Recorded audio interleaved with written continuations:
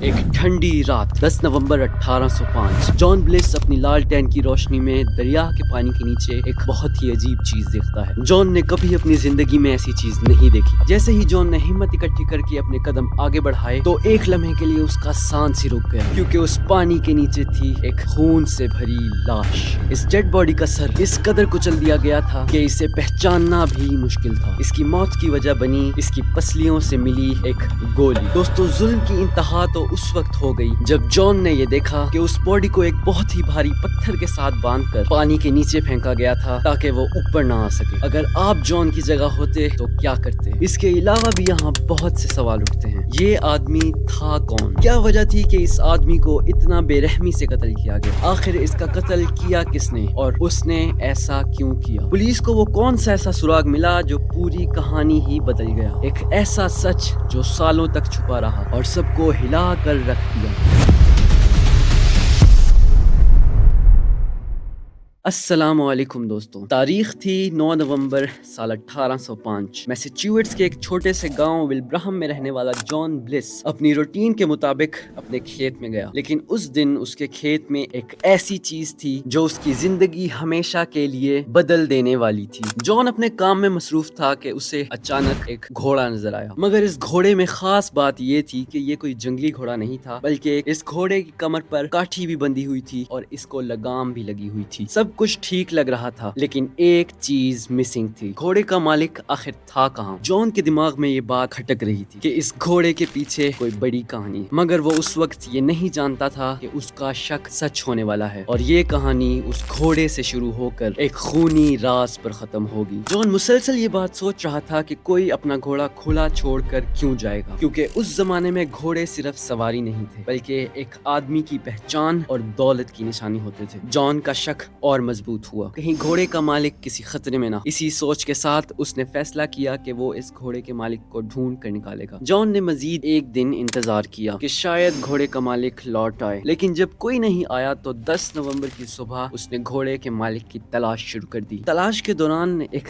عجیب واقعہ ہوا۔ جان کی نظر اس گھوڑے کے بیگ پر پڑی۔ جب جان نے بیگ کھول کر اندر دیکھا تو اسے ایک تصویر ملی اور تصویر کے پیچھے ایک نام تھا، مارکس لائن۔ لیکن مارکس لائن ہے کون اور اس کا گھوڑا لاوارث کیا کر رہا تھا؟ جان کو اب ایک ہی سوال بے چین کر رہا تھا، مارکس لائن آخر ہے کہاں؟ دوستوں، دیکھتے ہی دیکھتے صبح کے 8 سے رات کے 8 بج گئے اور پوری طرح سے اندھیرا ہو گیا، مگر جان ابھی بھی ہمت نہیں ہارا تھا۔ وہ اس وقت ایک دریا کے پاس اس آدمی کو تلاش کر رہا تھا کہ اچانک اپنی لالٹین کی روشنی میں اسے پانی کے نیچے ایک ہرے رنگ کا کوٹ نظر آیا۔ ہمت پکڑ کے جب جان نے اس کے قریب جانے کی کوشش کی تو ایک لمحے کے لیے اس کا سانس ہی رک گیا۔ خون میں لت پت ایک انسان کا جسم جس کا سر ہتھوڑا مار مار کے پیچھے سے بری طرح کچل دیا گیا تھا۔ دوستوں، جان کو یہ لاش کیکوپی نامی ریور کے اندر سے ملی تھی، جہاں پولیس کو آنے میں زیادہ دیر نہیں لگی۔ جب پولیس نے اس باڈی کی انویسٹیگیشن کی تو اس کی پسلیوں سے ایک گولی ملی جو کہ اس کی موت کی وجہ بنی۔ ظلم کی انتہا تو تب ٹوٹی کہ جب یہ دیکھا گیا کہ اس باڈی کو ایک بہت ہی بھاری پتھر سے باندھ کر پانی میں پھینکا گیا تھا تاکہ اس کی لاش اوپر نہ آ سکے۔ دوستوں، اسی سب کے چلتے جان ایک کنارے پر کھڑا یہ سب دیکھ رہا تھا کہ اچانک جب اس نے غور کیا تو اس کے ہوش ہی اڑ گئے، کیونکہ یہی تھا مارکس لائن جس کی تصویر اس گھوڑے کے بیگ میں ملی۔ لیکن اب سوال اور گہرے ہوتے چلے جا رہے تھے، آخر مارکس کے ساتھ یہ سب کیا کس نے اور کیوں؟ مگر اس سب کو جاننے کے لیے ہمیں یہ جاننا ہوگا کہ مارکس آخر تھا کون۔ پولیس انویسٹیگیشن سے پتا چلا کہ مارکس لائن کنیکٹیکٹ کے ایک چھوٹے سے گاؤں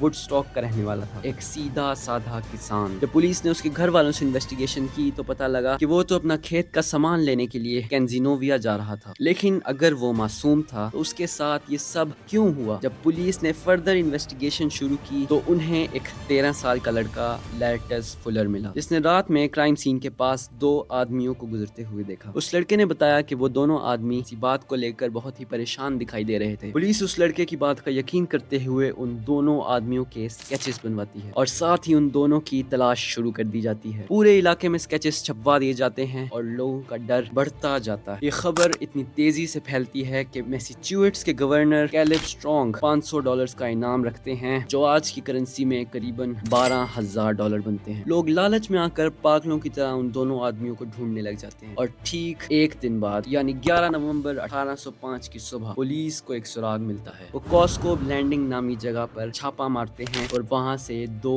आयरिश इमिग्रेंट्स को पकड़ लिया जाता है, जिनका नाम था डोमिनिक डेली और जेम्स हेलिगन। पुलिस की नजर में यही दोनों लोग कातिल थे, मगर क्या आप ये सोच सकते हैं कि अभी तक एक भी सबूत नहीं मिला। सिर्फ वो स्केचेस जो उस 13 साल लड़के की गवाही पर बनवाए जाते हैं, उनकी बुनियाद पर इन दोनों आयरिश इमिग्रेंट्स को पकड़ लिया जाता है और इनको जो सजा सुनाई गई वो सुनकर आप बेहिलने वाले हैं। जी हाँ दोस्तों, अदालत ने इन दोनों आदमियों को 15,000 लोगों के सामने फांसी देने का हुक्म दिया और इनके मरने के बाद इनकी लाशों को टुकड़े टुकड़े करने का हुक्म दिया। सजा के ऐन मुताबिक उन दोनों को मार दिया गया, मगर ये उस पूरी सदी की एक ऐसी गलती थी जिसको वो खुद भी कभी माफ नहीं कर पाए। क्योंकि अब जो मैं आपको बताने जा रहा हूँ वो सुनकर आपका दिल भी रोने लगेगा। दोस्तों, हुआ कुछ यूं कि इस फांसी के बहुत साल गुजर जाने के बाद गवर्नमेंट ऑफिशियल्स के नाम एक बूढ़ा आदमी खत लिखता है और उस खत में इस बात का साफ साफ इकरार करता है कि 1805 में मार्कस लायन को उसी ने हथौड़ों से पीट पीट कर मारा था। इस वाक्य के 2 दिन बाद ही उस बूढ़े आदमी की मौत हो जाती है और फिर ये मालूम होता है कि वो बूढ़ा आदमी कोई और नहीं बल्कि उस 13 साल बच्चे का चाचा था, जिसने डोमिनिक डेली और जेम्स हेलिगन को मौत के घाट उतरवाया। इस खत के आने के बाद डोमिनिक डेली और जेम्स हेलिगन को ऑफिशियली बेगुनाह साबित कर दिया जाता है और उस फांसी को रेसिज्म और नाइंसाफी का नतीजा करार दे दिया जाता है।